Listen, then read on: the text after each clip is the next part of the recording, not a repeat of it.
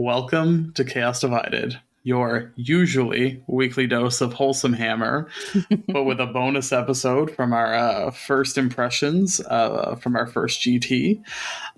You're joined by myself and Nurgle Snurgle. I am the BlushingNoiseMarine, and we're just doing an off-the-cuff little bonus episode. It's our first thoughts, our first impressions of the new edition.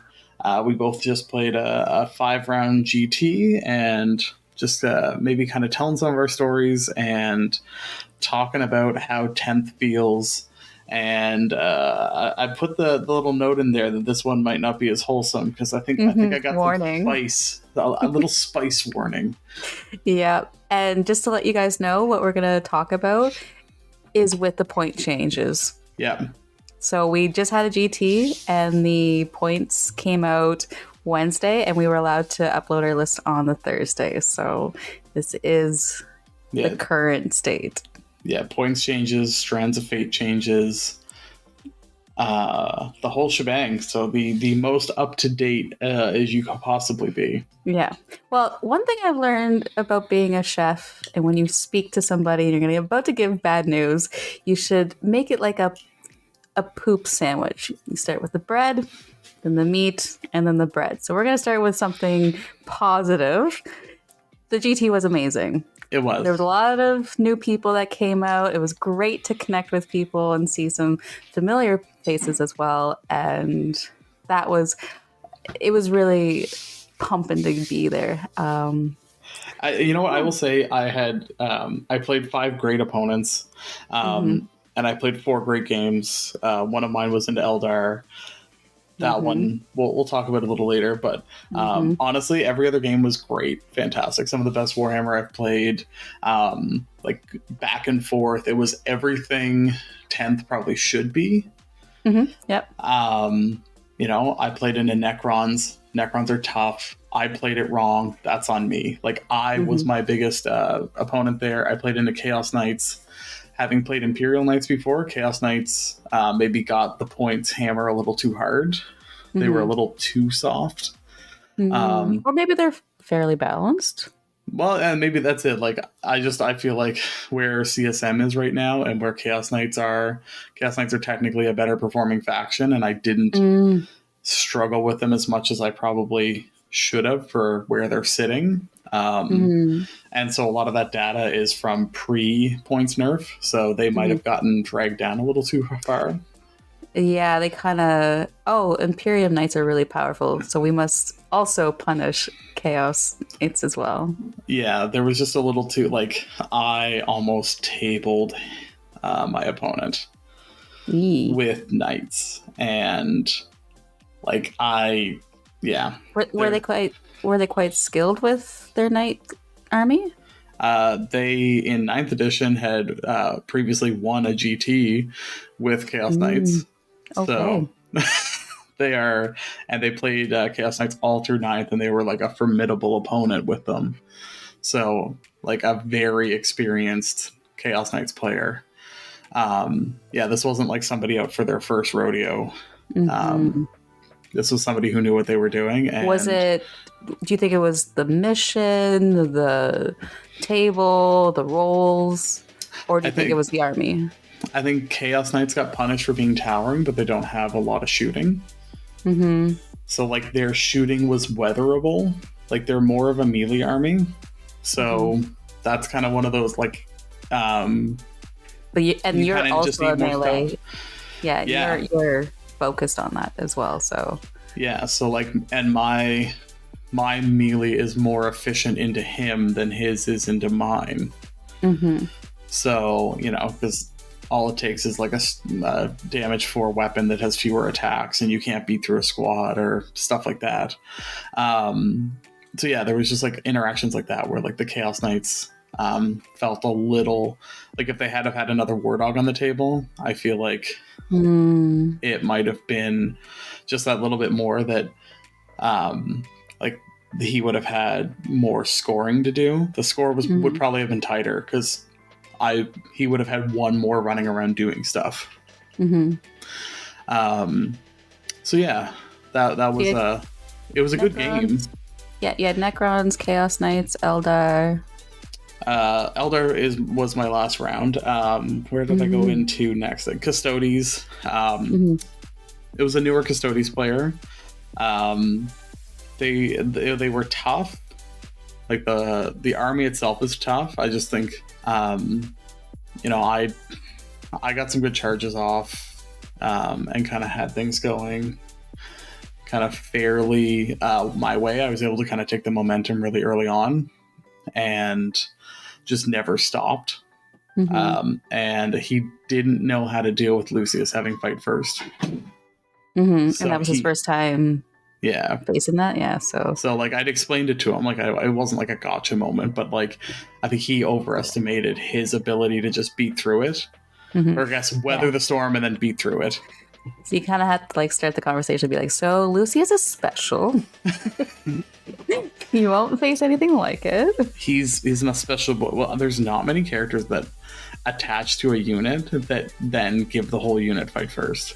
Like it's a fairly rare interaction now, and it is delicious. I will say that it is. It served me well every time it got into combat, and then if I was fighting a shooting army, they just stood there like idiots. So yeah, Lucius was just an idiot standing on a wall on his 25 mil base. But yeah, so that's my first few. Then I went into orcs, which is just orcs is always fun, and that was just a big like slobber knocker of a game, we'll call it. It was like, I crumped harder and kind of came out on top of that one. But it was an absolute blast. Like it was back and forth. It was fairly tight, and then like, I managed to break more than my opponent managed to break. So then, that's kind of what melee fights are about, is whoever has more stuff at the end usually ends up pulling it out. Yeah, and who goes first and who positions. Yeah, well, he for orcs, he was quite reserved about it. Okay. I think he feared the Land Raider more than he should have. Like, he didn't bring Ghazghkull out to kind of do the big alpha strike. He didn't bring Ghazghkull out until turn 3. Oh. Yeah, so he kind of did his, like, big into Abaddon, didn't kill Abaddon with Ghazghkull. Do you think he was expecting to? Yeah, I rolled pretty good on the invulns.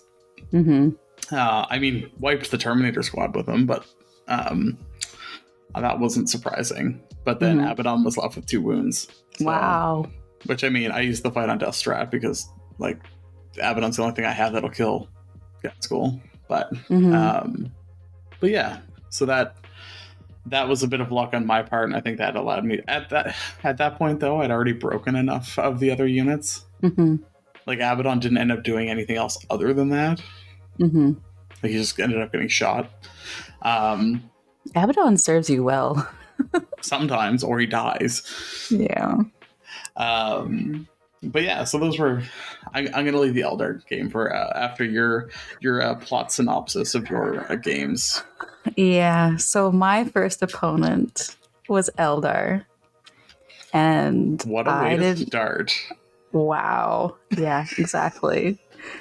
I was speechless. I will admit that turn 3, I had to lean over and be like, "You got this, man."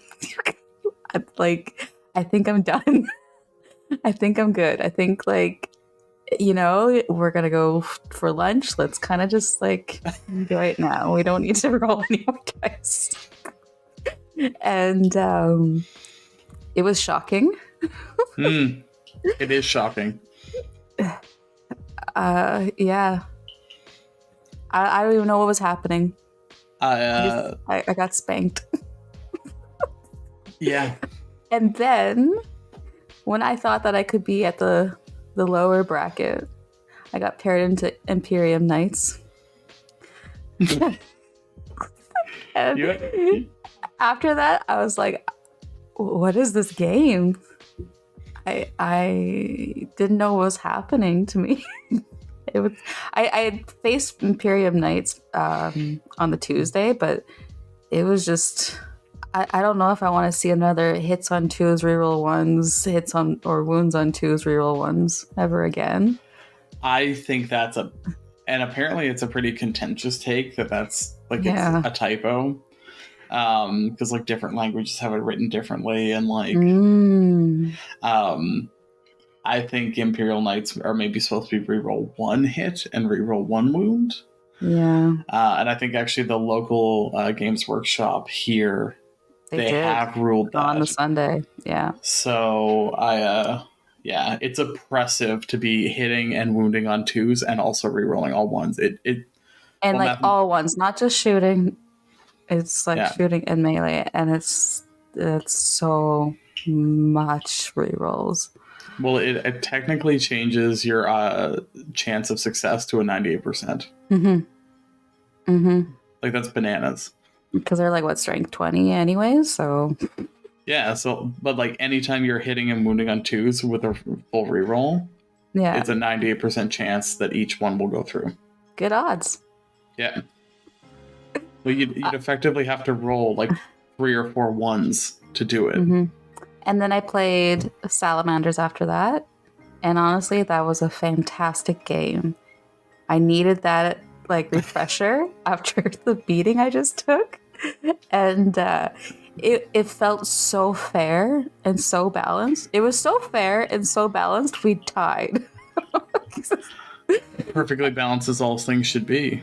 Yeah, it like he was killing me, I was killing him, and we were optimizing each other's secondaries, and yeah, that was a great back and forth. It was to the wire, to the last minute, and I had never met him before. He was a new person in the community, and he was a fantastic person. It was great. And then I faced Custodies the next day. That was also really fun, very balanced as well. Like that was my only win.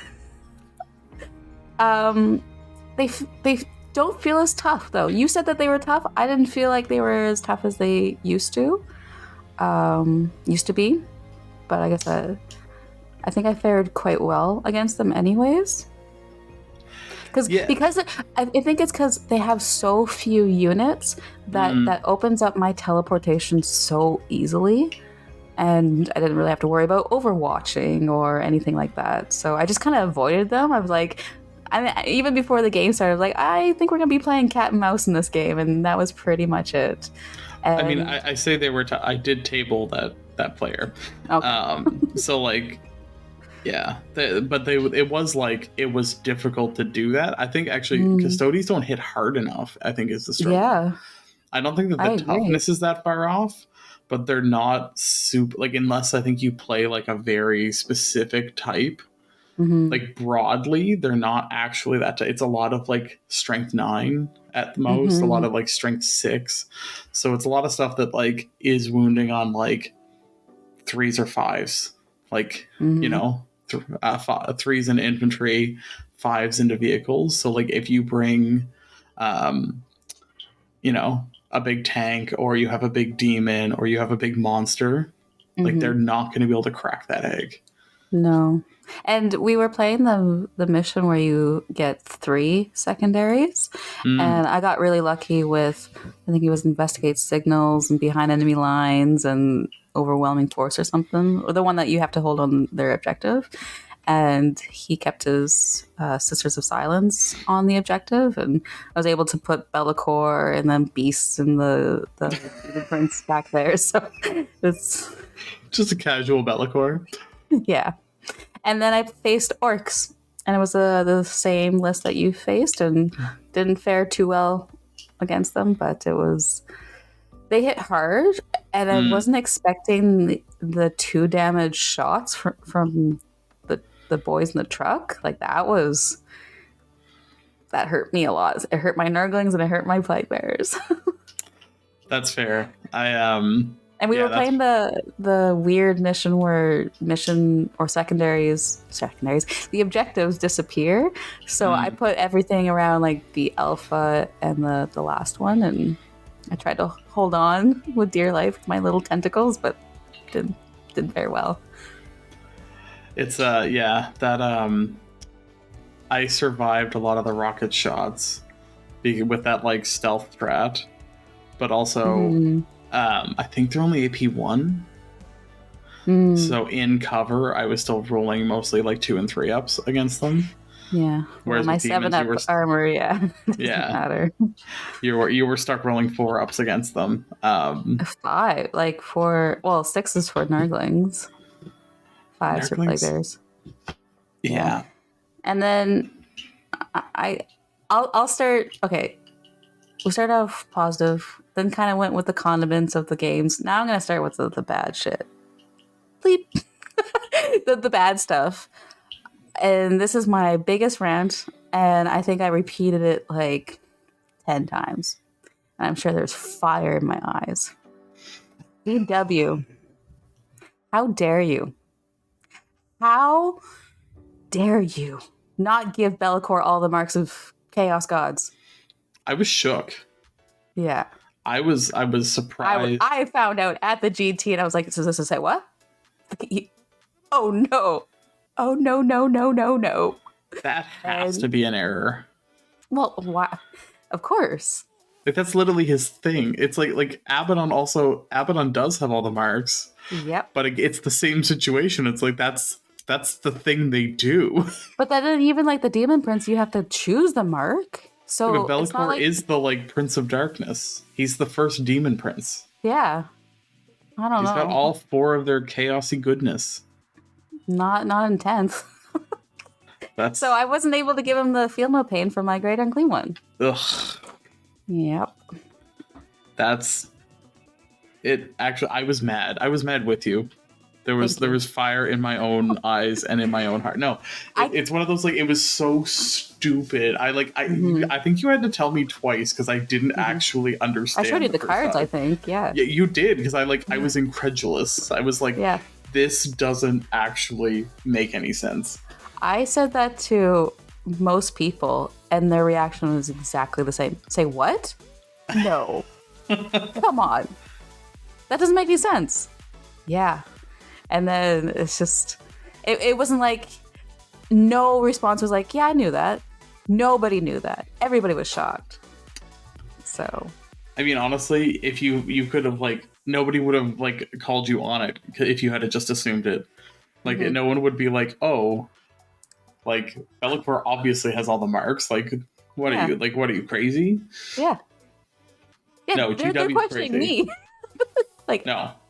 Yeah. GW's crazy. If you're listening to this, everybody, you gotta form an army. You gotta get your fingers ready. You gotta start writing the GW because this is wrong. This is robbery for all those demon players. This isn't feels bad. This is just it's depraved and not in the good Slaneshi way. It's cruel and unusual treatment. It's super cruel. I feel tortured. My heart's breaking into 7 million pieces. What are your other what is your other hot take? Elder's tough. You know what? Okay. I don't think the game I played against Eldar was not playable. Against like just period. Like I did not get to play the game against Eldar. Yeah, you were kind of like taken by the hand, and he was like, "You're gonna come over here, and I'm gonna shoot you off this table, and you're gonna enjoy yourself." Like, yeah, there's like my Necron game. I lost the Necron game. Great opponent, great game. Like I said, I messed it up. I misplayed it. That's on me. Like, but you at least feel like there's a chance the next time you go up to Necrons. Oh yeah, I know not to do, but like, yeah, Eldar, it's like. I don't even know if I what I don't think there's a list I could build. Like I could try and build only to deal with Eldar, and I don't think I would accomplish anything.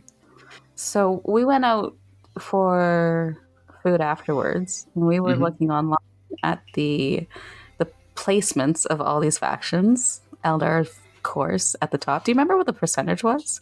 They have a 70% win rate right now. 70%. Yeah.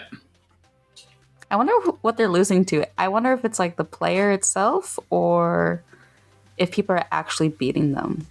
Well, I mean, the mirror match, there would also be a loss Oh, out of that, sorry. right? And the mirrors, sorry. Yes. Yeah, so the mirror, there's probably a few players out there that could, like, I don't know, if you have a list completely tuned for it, maybe. Mm-hmm. Um, What do you think are the biggest problems with that army? so a few of us were talking about it, and like, I don't even think my opponent needed Strands of Fate. Like, Mm-hmm. that mechanic wasn't even really factored in because of all of the rerolls and just sheer power. You know what? I agree with that too. I don't think my opponent really needed. I think he pulled it out a couple times, but it wasn't like he had like how many he had in front of him, and he was only like using like once per turn, maybe round, and that The was like the it. Farseer 6, like, I think that's all he was using was the, like, oh, I'll turn this one into a 6 and I'll use it because why not? Mm-hmm. And you take 2d6 mortals from my Wraith Knight. Oh, actually, I'll re-roll this. Oh, look. Oh, actually, whoopsie daisy. That's 3 are mortals. Here's Mm. 25 mortal wounds. Do you have any feel no pains? No. Okay. Cool. Actually, I did have that shoot into something with feel no pains. You can't. It's very unlikely that you're going to roll 25 5-ups on a 10 wound model and have it live. Mm-hmm. Mm-hmm. It's not likely. Yeah, I got lucky going into battle round 3 only because of the Bellacore thing. So, first turn, I put down the models. That was it. He couldn't shoot anything. Second turn, that's where I got obliterated. Third turn, I was like, I can't. I just. Well, that's what, like, so my turn 1, the round 5, the terrain was a little bit misaligned, we'll say. Mm-hmm. The terrain, the setup we were using didn't line up with the deployment zone. Mm. Bit of a, I think, first tournament of 10th, maybe, error. Mm-hmm.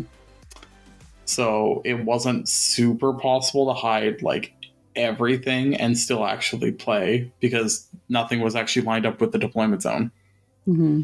So, like, there was huge empty spaces in And front of my deployment zone it was that the corner diagonal deployment as well. yeah, the like 20 up or whatever it is, and then across. Mm-hmm.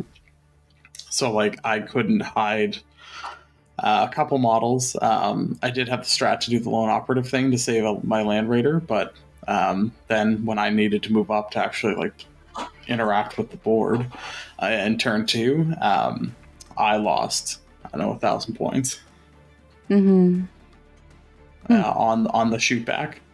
So yeah, I moved up in my turn 1. Yeah.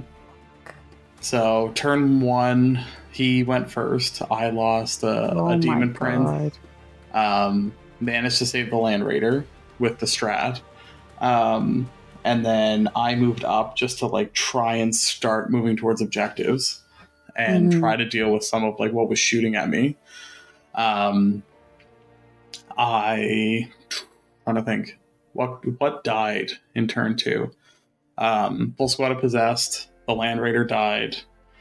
Most of the terminators died that were around Abaddon.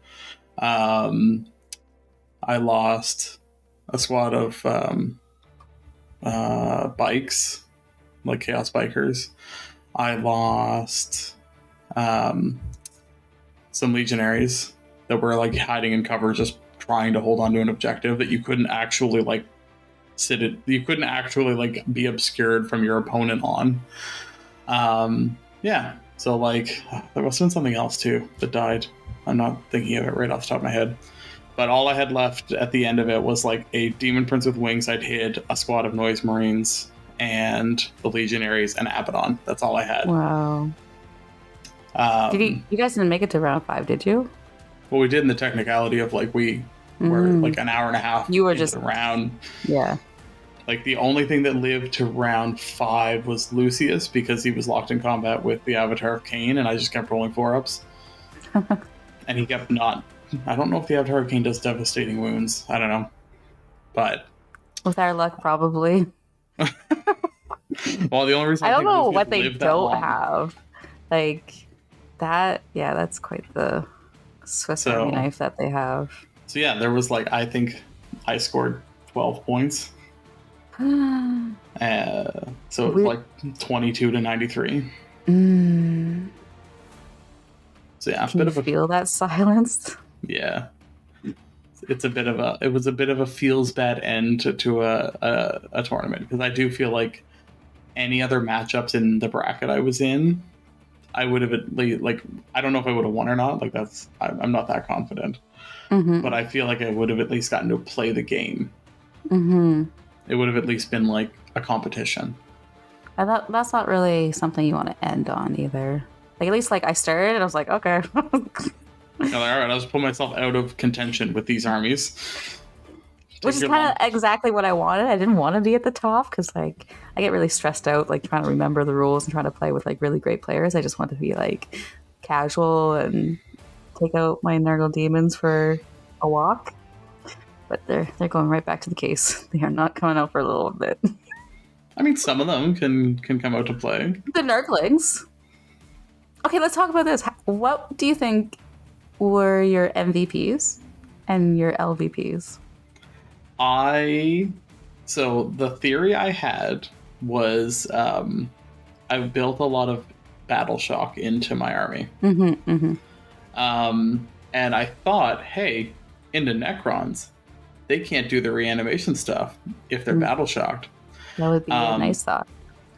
But if your opponent just rolls 6-ups, it never matters. So I think I think on the 10th battle shock test I put into his Lich Guard is when he failed it. And then in the next turn, he killed my Demon Prince, which then exploded, killed my other Demon Prince, and killed the Possessed that had been fighting them for like 2 turns. So, yeah. Can you make a unit take a battle shock test more than once? Once they're battle shocked, actually, you do keep doing them. So you can't become like double battle shocked. No, but like, say if he passes, and you're like, okay, my other Noise Marines are going to shoot that. Oh, yeah, you just keep. Okay. You stack them up. Okay. Yeah, so my noisy boys just kept firing, and I have a Demon Prince that did it, kept firing and attacking and crashing things into them that caused battle shock tests. And I was like, oh, no. So it's not super reliable in a way that I didn't feel great about.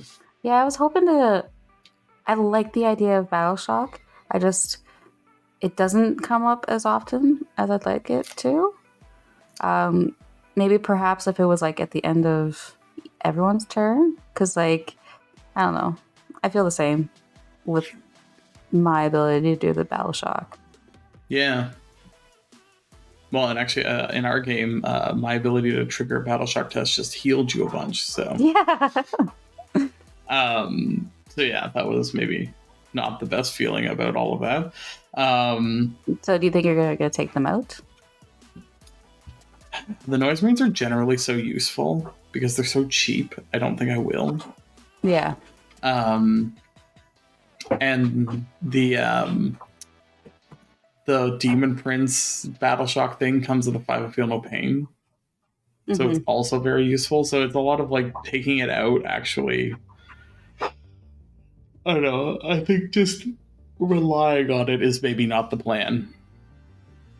Because, yeah, your whole shtick for demons is built around battle shock, and it doesn't come up a lot. No. Although I was hoping I would get battle shocked more often. Because I really wanted to heal, but it's like, oh no, I'm not in Shadow of Chaos. Doesn't count. Or, oh, I'm not below half strength. And it came up a couple times, but not as often as I would like it to. But I would say Nurglings, especially like a unit of 3, is definitely my future go-to. I think they're really great and cheap to do those secondaries. Get behind the enemy lines, investigate the signals, and you got good point grabbers there. Would you want to be able to roll a battle shock test for yourself at will, knowing you could potentially battle shock a unit and like shut down its own like 100%. That's because fair. Like the Nurglings, like they're OC 0 anyways. But if I can bring back D3, I'd rather take that risk. I'm not putting strats on them. True. That's fair. Yeah, that might actually help. make it a little bit. Mm-hmm. I will say that Dark Pact is. I've spent a little bit of time kind of looking at other faction rules. Mm-hmm. Mm-hmm. Dark Pact sounds cool. It's very thematic. It's very chaos. But functionally, blowing yourself up to get the thing that everyone else gets. Mm-hmm. Now you can get it on 5-ups if you build your list a certain way, so you have to like pre-plan how you're going to use your Dark Pacts. And obviously Abaddon can get them for anything, and like the 5-ups do make it spicier. But I think one game I think I did 25 mortal wounds to myself. Yeah, that's what I thought when I was playing against you. It's like, you're killing like half your army. Well, not half, but like it felt that way when you fail that and you take those D3 mortal wounds and you see a 3. It's like, like I felt bad. What I said about my demon prince blowing up my other demon prince. Mm-hmm. I had done so it was the Satan killed the demon prince. But I had done the first 8 of 10 wounds on it with Dark Pact. Oh, yeah. So the Satan was able to just poke it because it only had 2 wounds left anyways. And then the other one only had 3 wounds left because I had also done all of, like, the Necrons weren't killing the demon princes. I was killing the demon princes. That's not good. So it's like my mechanic hurts me against an army that is an attrition-based army. Like, because I didn't really take a ton of damage from from my opponent. It was purely me. I killed myself. Just trying to kill them, which also then they just stood back up, so it didn't matter. So is there another option besides Dark Pact? No, and so many. So you have to do that. You have to do that you have to do that to yourself. You have no choice. So the Terminators don't get their rerolls if they don't Dark Pact. Possessed don't get devastating wounds if they don't Dark Pact. Abaddon doesn't get the bonus CP if he doesn't Dark Pact. What I was saying about the battle shock test from the Demon Prince doesn't get it if you don't Dark Pact. The Corn enhancement you have to Dark Pact in order to get the bonus strength and attacks. So if you don't Dark Pact, you get 1+1 to both. If you do, it's D3. So like so much is tied to them. Oh, wow. Yeah. Meanwhile, we play these armies, it's like, they get to just reroll everything. Oh, they get 1 reroll. Oh, they get sustain. Oh, they get lethal. Ouch. Well, I was even looking at so I was like, okay, if I want to run this big blob of legionaries with Lucius, are there any characters I have or can get that would buff it as well? So like Space Marines, there is some characters you can also attach to a unit that already has a leader. They're not available. So GW doesn't have them on the web store anymore. Like it's not even like they're out of stock. They're just like not there. Like you can't buy Lucius anymore. You can't buy a Master of Possession. But like the Exalted Champion you can attach, which gives you +1 to hit.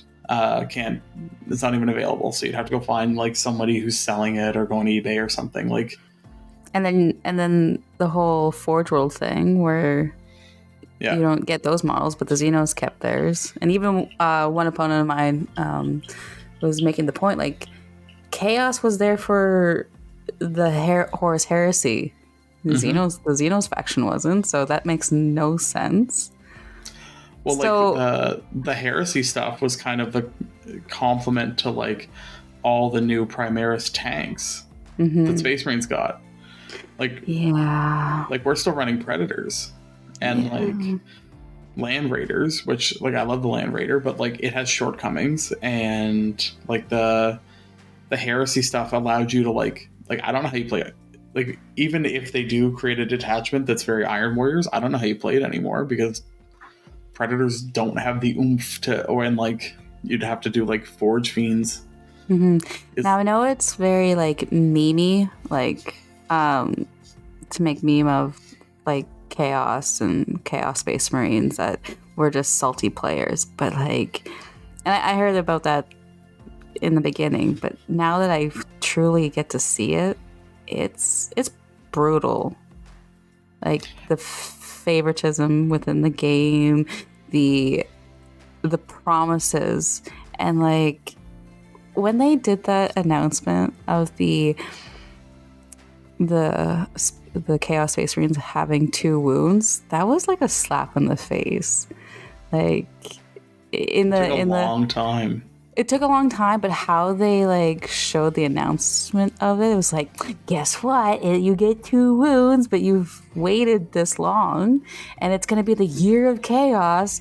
And of course, it was just no, it didn't happen. It just, yeah, it feels awful to see like all these diehard fans of chaos, and they get pooped on by GW all the time, and then I see most of the comments, and it's just like, oh, you're just being salty, or it's just like, oh, you're a typical chaos player. But it's like, we put love in these models, we put love in this game, we put faith that things will be fair, and then it just continues down this really bad path. And we're kind of seeing it with 10th, how like perfect example, look at Chaos Knights versus Imperium Knights. I don't want to go on a rant, but it's really hard not to see it, or to like. I'm one that I don't want to complain or want to bitch about GW, because they are going to do what they're going to do. I'm just one person, but I don't know. It's hard to put into words or feelings, and yeah. It's hard to come out of a game feeling like there was nothing you could do. Like, that's what I was saying earlier. Like, that Necron game, like, there's like 30 things that I've thought of that if I should have done differently. Like, I made mistakes. I've like learned from those mistakes. I like identified like, and you could change your list for it. Yeah. Like Eldar, like I'm like, I don't know how you play that. I don't think I would ever want to play that. No, but like, I don't know what I could change that makes it playable. But that's, yeah, exactly. And that's what I mean. Like, I don't even know if I want to like try to break my brain to figure that out. Like, I'm not here to crack the code of Eldar. I don't think it's crackable. There's too many built-in rerolls. There's too much like just sheer damage potential. Well, even the Fire Prism is 155 points. A Chaos Predator is 135 points. The Predator Annihilator. The Annihilator has a Strength 14 las cannon that's twin linked, and you can put 2 more las cannons on it. The Fire Prism, the big shot, is already 2 shots. They can shoot through each other. And I think it has 1 less point of toughness. So for 20 points more, you're getting significantly more bang for your buck. I think it's strength 18. And then with all their built-in rerolls, like they can reroll every single like hit and wound it makes. And that's before we're not even talking about Strands of Fate.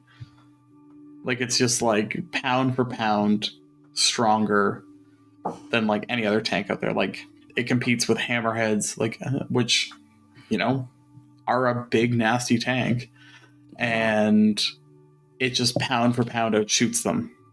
Yeah, I can't remember what the unit was that the Eldar player pointed out, but he's like, yeah, these guys, blah, blah, blah, are like 120 points. I'm like, my Plague Bears are 145. Oh, you got to shoot, too. Like, my boys got Strength 4, 0 AP. Oh, no, sorry, -1. 1 damage. Move 5. They're sticky, so that's kind of cool, but... And like, I will say, like, I think like Legionaries are a very strong like battle line unit. Like, they feel good, and you can like, if you happen to have all these characters, you can like do a lot with them. But they're still like, a squad of 10 is 200 points. I can't imagine what that army was like before the quote unquote nerf. Well, yeah, Eldar.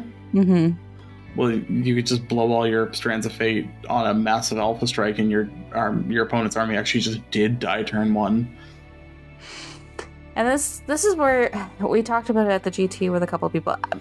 This isn't just like Nobody's talking about it. It's hush hush kind of thing about Elder. Everybody was talking about Elder and Knights and just how stupidly powerful they are. And the biggest question that comes to mind with everybody talking about it is, who's playtesting this? Who's like saying, yeah, this is perfectly ready to go. This will fare well with the rest of the factions out there. Everyone's going to have great games, and let's proceed to print. I will say, like, the Elder players were all just like they were like apologetic about it, almost like they almost like too much. So like it was like they looked at mine like looked at me like, I'm so sorry, I don't want to do this to you, I'm so sorry. And I'm just like, I will say that your opponent doesn't always play Eldar. Mine, at least, like I have played. We have had great games in the past, like, and he always plays Eldar, like. And it's been like I've won games against him, he's won games against me. Like it's always a good game. Like this is no comment on him as an opponent. Mm-hmm. Like it was, he's a great guy, always great games. Like it was purely like I even said to him at one point, I'm like, I'm sorry, I feel like I'm being salty and like a poor sport here. I don't understand. Like I don't know how to feel about this because it just like, and I think it doesn't feel good. You're absolutely allowed to. I think you're allowed to be shocked. I think you're allowed to be like totally confused of what's happening. I knew it was going to be bad, but it was worse than I thought it was. I thought there was going to at least be some play. Like I thought it was going to be like, okay, if I like big brain this, can I get through it? No. There's no way to be smart enough about it. It was higher up than a nightmare. It was like sleep paralysis. You're like, I'm stunned and I can't move, and this demon's coming to eat me, and like it was frightening. Like there was literally like, I don't know if there's a choice that changes the outcome meaningfully. Yeah. Like it's like, oh, there might have been like a move that would have gotten me 4 points and it would have been 26 to 93 instead of 22. Like it doesn't change anything. Like and that just feels rough. And I think like anyone who's like out there listening and thinking like, okay, like how does it feel to play Eldar? Are they in a good spot? They're in a great spot if you're the player. It's not a great time. Like it almost feels like if you go into a tournament, you just like hope you don't pair, or you pair early enough that you then like take yourself out of the running to play more of it. So how would you feel if Chaos Space Marines got the Elder treatment? I can't actually imagine that because my entire run with so I bought my army, like I started building it last November. So it's just been kind of a systematic dismantling of their rules because like I got the Emperor's Children nerfed through ARCs, and then the Index came out and somehow made them worse. Like I lost the things that made Emperor's Children at least functional, so now I'm playing this like CSM Index thing that is somehow worse than ARC's Emperor's Children was, where I'd I with ARCs lost Armor of Contempt, and also my list went up like 165, 170 points. So like I just got brutalized by that.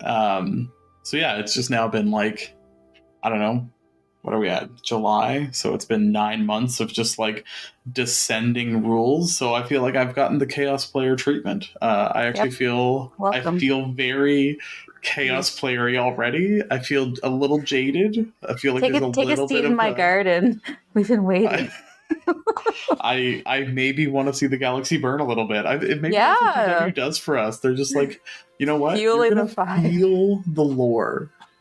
Yeah. You're gonna feel what chaos feels every day. You're just gonna feel just a little bit angry. the seed of resentment has been placed. Like when I played Tau, like when I first played Tau, like back in 4th edition, like, and then into 5th edition, like Tau didn't even get a 5th edition codex, and it just like they never, they were like kind of a bottom tier army. But at least with Tau, I always felt like GW had this like benign neglect where it's like we don't pay attention to you, but we're not trying to, like, no, they're not out to get you. It was just like, they didn't care. And every once in a while they like look around and be like, oh yeah, Tau exists, like I guess we should do something with them. And then you might have your moment, and then they would just sort of like push you aside again and stop caring. With Chaos, it almost feels like they don't know what to do with it, so they just don't bother. Like I was talking to the Knights player I played with, where it's like Knight, they never figure out the synergies for Chaos. Like they never figure out end to end how to actually make it work. True, but like when I started in 8th edition Nurgle Demons, everybody told me like, why are you playing that? They're trash, don't do that. But I felt, and I think I found how they played.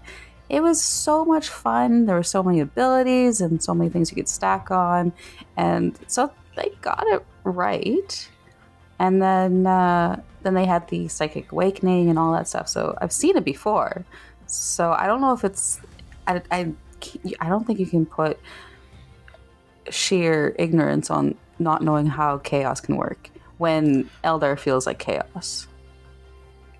I don't know if Eldar feels like chaos. Well, no, but I mean, like, like it's pretty chaotic. Like, it's chaotic, but no, but like I think Eldar feels like Eldar.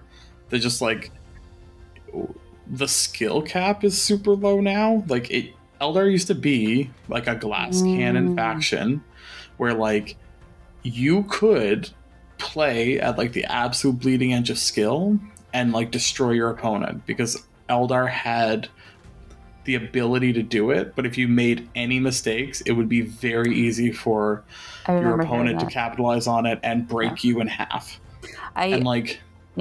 Definitely heard that, especially with like Harlequins in the beginning. Like I kept hearing like they're a fun army to play, but they're a hard army to play.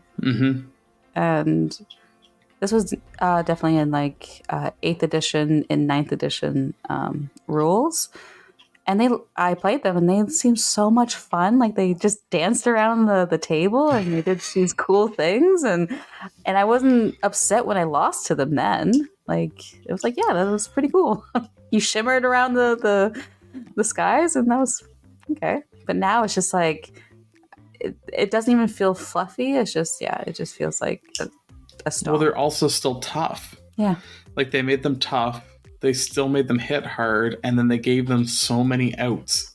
And then the thing with Overwatch, where there's just they can Overwatch in the movement, so I can't really teleport because they're just gonna get me anyways, or during the charges, which I need to charge to do something, and they're gonna Overwatch, so you can't avoid it.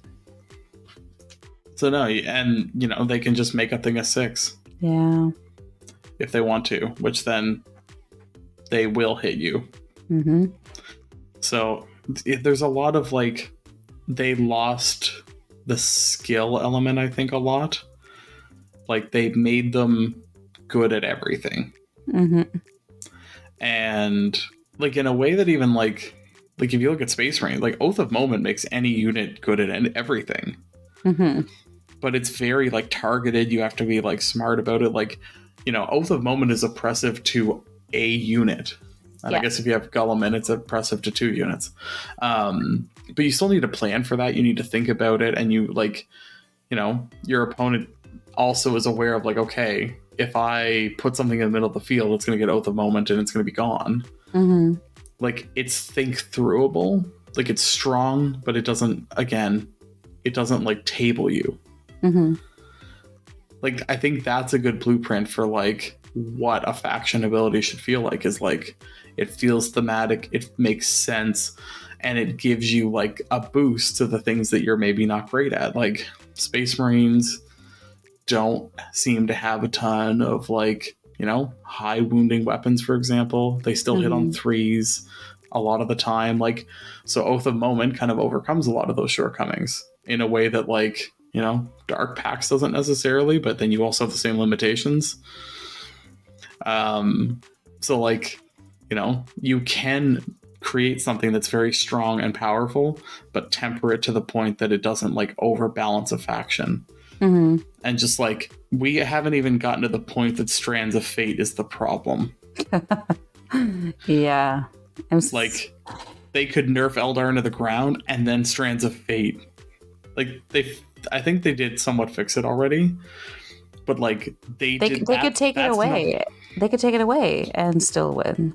currently. Yeah, if Strands of Fate weren't on the table, I think Eldar, maybe they go from a 70% win rate to a 65% win rate.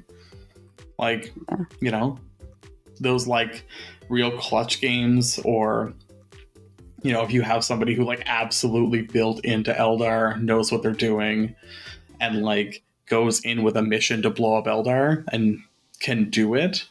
Maybe Strands of Fate saves, Eldar from losing that one and making it a victory instead. So if you took it away, they might lose that. But just there's so much synergy. There's so many rerolls. There's so much just sheer ability to like take the like chance out of it.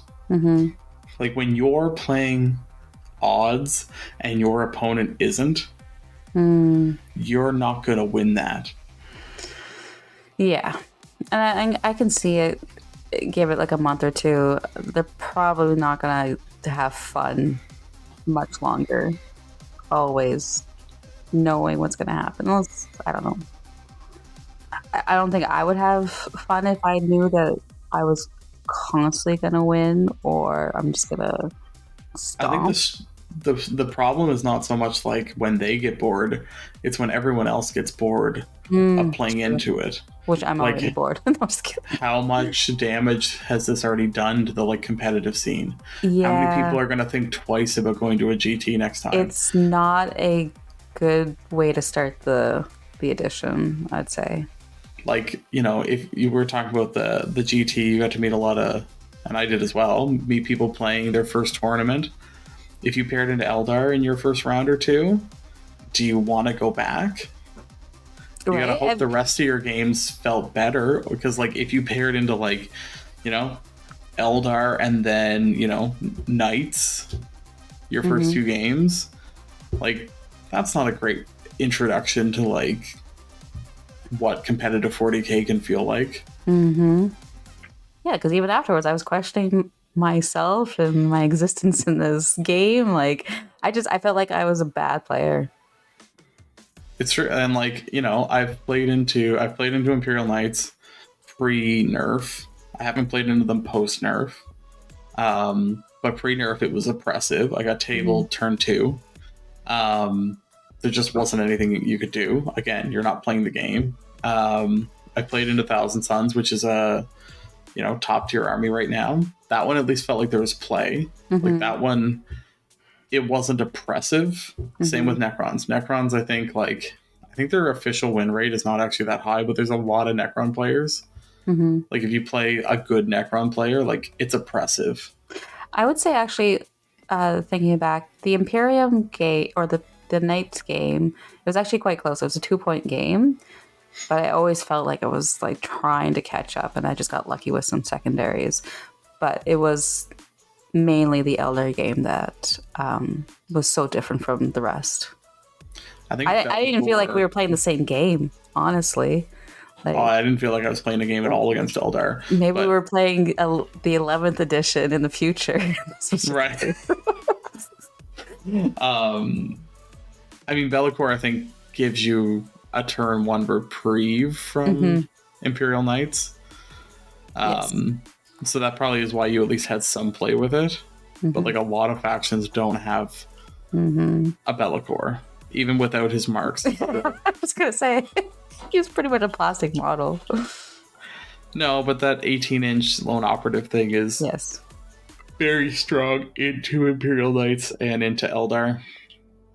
It's like the one thing that they can't contend that well with.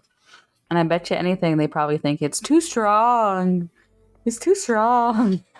I will say that just from like an attitude perspective, the Imperial Knights players maybe didn't realize how strong they were compared to the Eldar players, who seemed like at least like aware of it.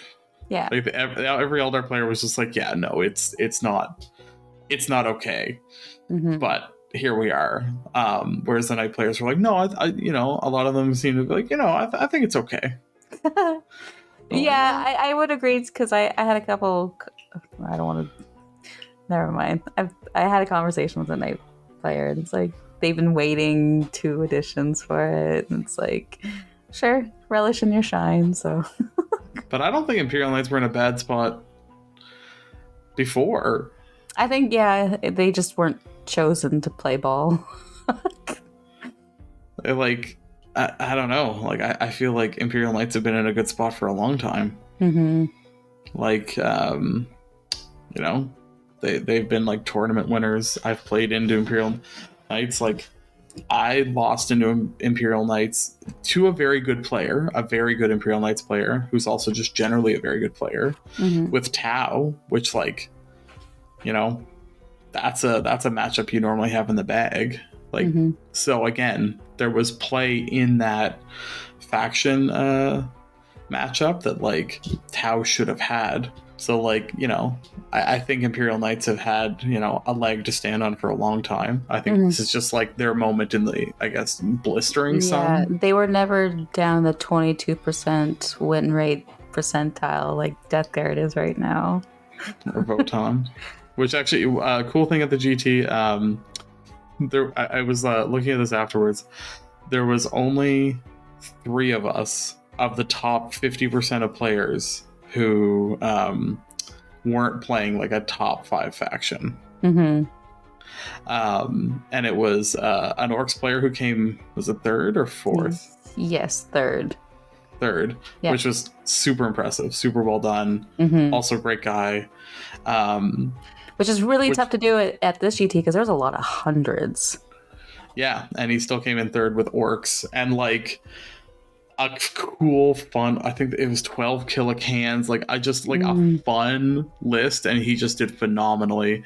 But the other one in that top 50% was Votan, which was nice to see, because I think Votan have been like really decried. They're up there with like Death Guard and Admech as like almost unplayable, and I think he did phenomenal holding his own.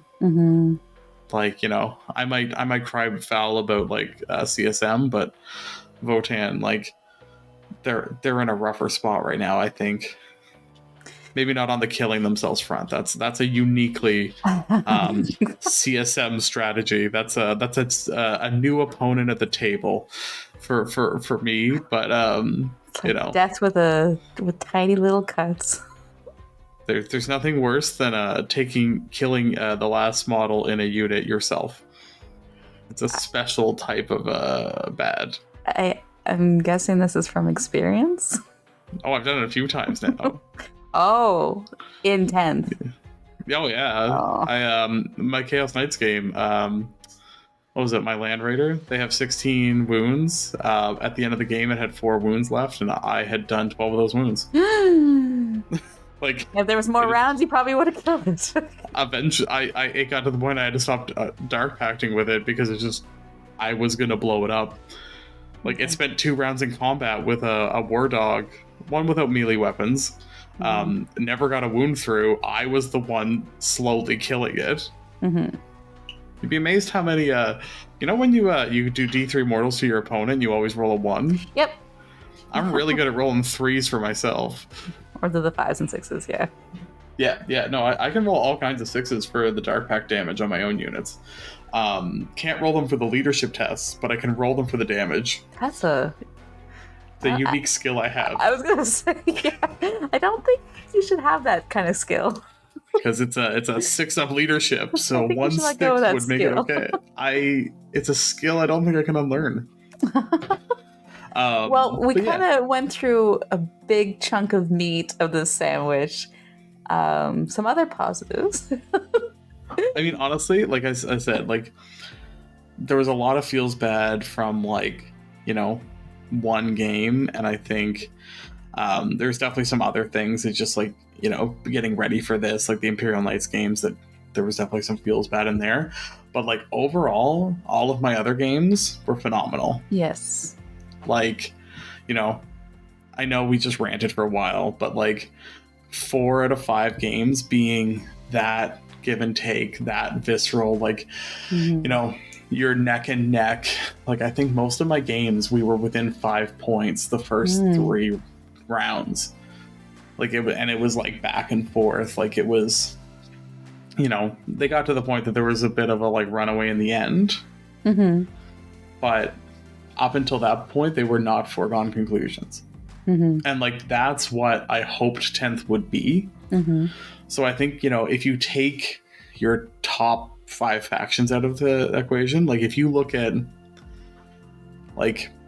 looking at kind of like the win records and like some of that stuff, like if you take out those top 5 factions and you look at like how a lot of the index are interacting with each other, I think there's a lot of great gameplay out there. I think there's a lot of great faction matchups. I think there's a ton of fun to be had, but in a competitive scene, you can't take those other 5 factions out, and people are playing them. So I think that's where that's where the damage is, I think, on, to maybe have the constructive conversation. The damage to the competitive scene is that like you have such a skew. Like I think it's like, GW talks about wanting to, almost every faction to be within a 55 to 45% win rate. I think there's only 5 factions that are even in that range right now. There's 5 that are above it, and they're hugely above it. And then you've got there's the 5 other that's severely below it. But yeah, there's 5 that are like in the low 30s, and then the other 10, 15 factions are below 45%. So like most of the factions are not in a great spot on the overall level, but that means that the interactions between them are actually fine. Yeah. Like they're underpowered together in the grand scheme. So when you interact them against each other, the games are actually a ton of fun. So from that perspective, like all the other games were great. Like, and I think like they were good for my opponents as well. Like I don't think anyone came away necessarily feeling terrible about it. Yeah, not thinking like, oh man, Chaos Space Marines are so powerful. Like, how dare they do that to them? I don't think a single person said that to me. Like, it was like, the Chaos Knight game was a little bit of a like, that was surprising. I didn't think this was going to turn out this way. Like, but that was more of a commentary on Chaos Knights than it was on. Yeah, I don't think we came away being like, oh, CSM are overpowered. It was more like maybe Chaos Knights got a little roughed up here. Yeah. How about yourself? How do you feel? What's your positive takeaway at the end? I really enjoyed the mission and the game mechanics a lot more. I love that there's like that variety there. I still really love the randomness and drawing cards. I think that's fun for both players to do. I don't think there was a single fixed mission player out there. I played it my first round. That was one of my misplays in Necrons. Oh. I fell for the 28 points assassination into Necrons. Right. I fell for it like a chump, and I deserved it. So no, I did it, and it was stupid. That's definitely a good lesson to learn. The first run of a GT is usually not the best place to learn that lesson, but that's what I did. So yeah. Anyone listening, don't make that mistake. It is a silly, silly idea.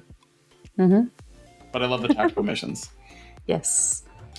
Being able to draw, being able to have just randomness, and you could be in a perfect position where you're at, and you draw that card, you're like, well, I guess I'm going to the other side of the table.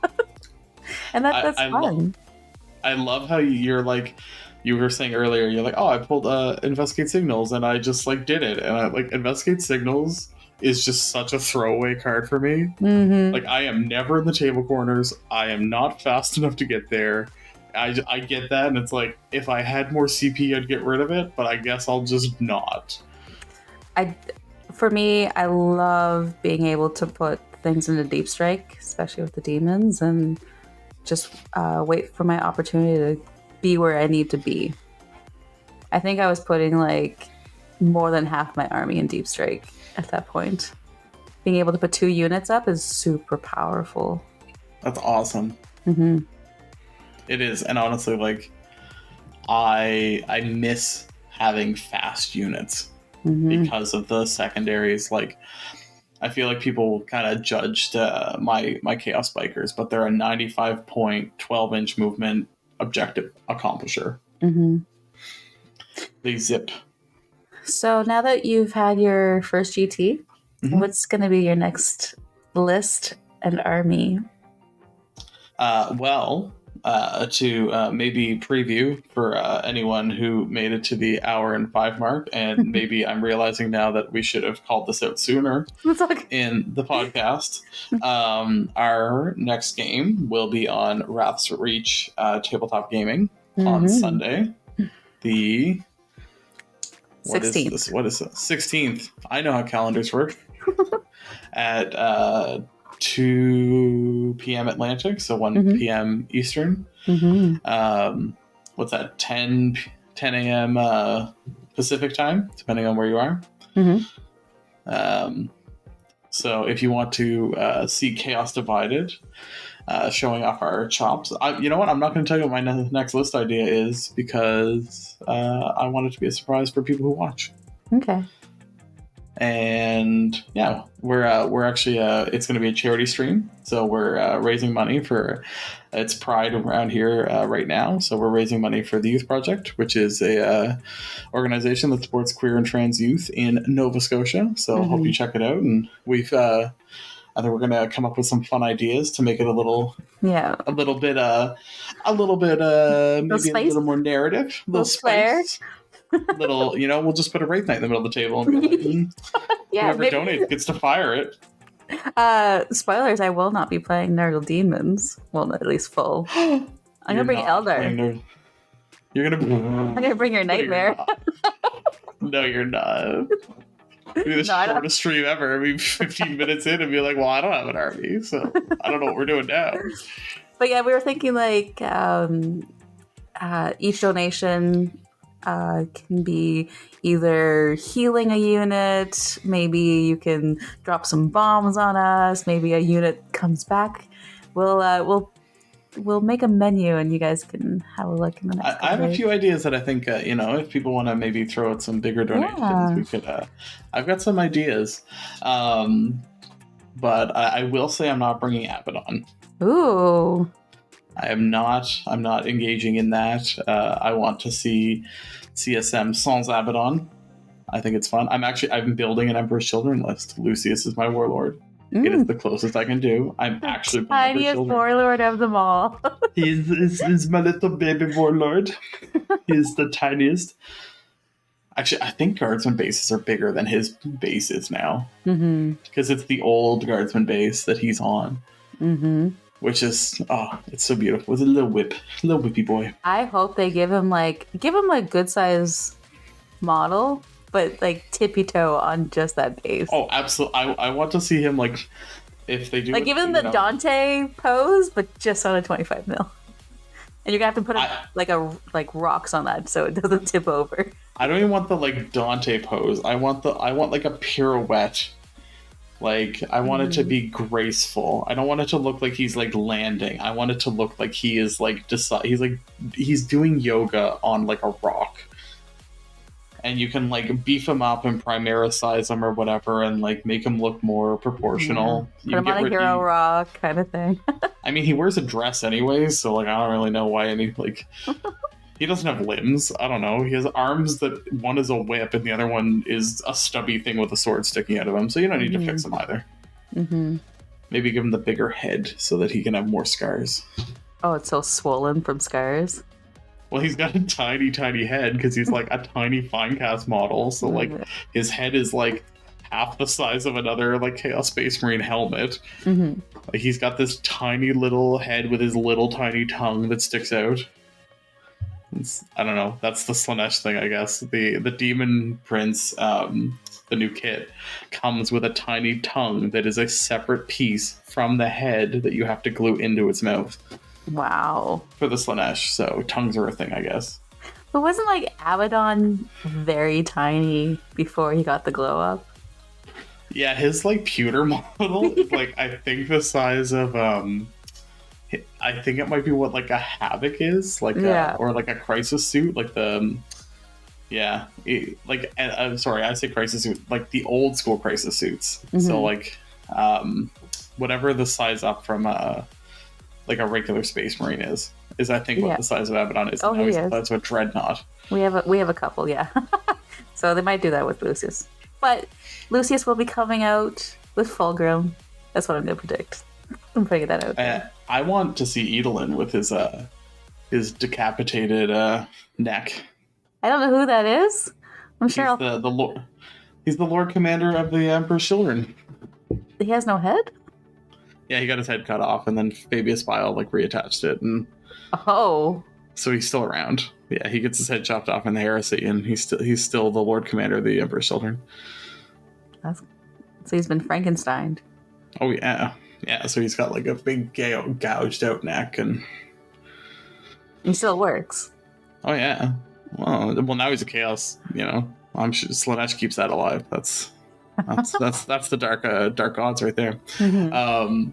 But yeah, for those of you that want to check that stream out, we'd really appreciate you. And I think it's going to be a ton of fun. And yeah, you know what? Honestly, I feel good about 10th overall. Like, I know we just spent an hour ranting about things, but I think they got a lot right. But it's just the things they got wrong, they got so wrong. I guess it depends on whose perspective, but I think for a majority of the community, yes, it's wrong. Elder players might not say it's wrong, but it's wrong. No, and like things like that's obviously wrong. Oh, the Bellacore, like, yes. Yeah, like there's a lot of like things that are just wrong, and I'm hoping, you know, with the rules tweaking, tune-up that they've said they're going to do, they'll fix some of those things. But yeah, there's right to your GW rep right now. I think there's a lot of good out there, and I think there's a lot of good basis for it, and I think once they kind of like clean up a lot of it and some of the codexes start coming out, I think where they're going with 10th can go to a good spot. And I'm really excited, and it would be nice if we got there in like 2 weeks. That would be perfect. You mean like all the codexes out at once? No, just like the better future that I foresee. Like, you know, some of the toughness stuff, like infantry doesn't just blow up vehicles anymore. Like, they got a lot of that stuff right. Like, the fundamentals of what they tried to do, they did accomplish. They just like also created new problems by alongside. Yeah, I just hope that when people are analyzing the GT that we just had, that they don't think it was pre-nerfed. So yeah, I guess we probably were like on the bleeding edge of that nerf. So and it was still Imperial Knights were very high ranking. I think it might come to it where, say, the next GT or the next weekend or the next RTT, if it's like starts leaning more and more and more on Elder players and Knight players, then I think that's going to sound the alarms that it needs to be fixed. Yeah, I mean the points increase, at least like nobody brought a 3 Wraith. That was a speed bump. No, but it wasn't 3 Wraith Knights, because that I think was even more oppressive. Like they are costed enough now; it's not worth doing that. So there is like signs that it changed a few things, but they didn't get to the core root of the problem. I think it's an onion with more layers left. Yep, guys, keep peeling and crying at the same time. So for any of you listening, your whimpers to GW, just keep Bellacore in your heart. Think about me. Think about us. His marks. Any last words, or should we wrap it up? Last words. Not really. Just, again, I'm here for the community. I'm here to have fun. I'm not going to stop playing. It hasn't deterred me from wanting to continue. And if anything, it's just, it was rejuvenating to be at the GT. It had been a while, and I'm looking forward to continuing it. And if it comes to, I think it was like before 10th edition came out, people started banning Eldar anyways. If it has to come to that, it comes to that. But I still, I'm loving the mechanics of it, and that's not going to deter me. I'm still going to fight to try to figure out how Chaos Demons work. And I'm going to go undivided. And I did look at Shalaxi, and I do like what I see, so I may play I her. honestly think Shalaxi is maybe Probably what you top. wanted in a great unclean one. Mm-hmm. Like, other than the not being tough 12, like the feel no pain, the hitting hard. She's got a great data sheet.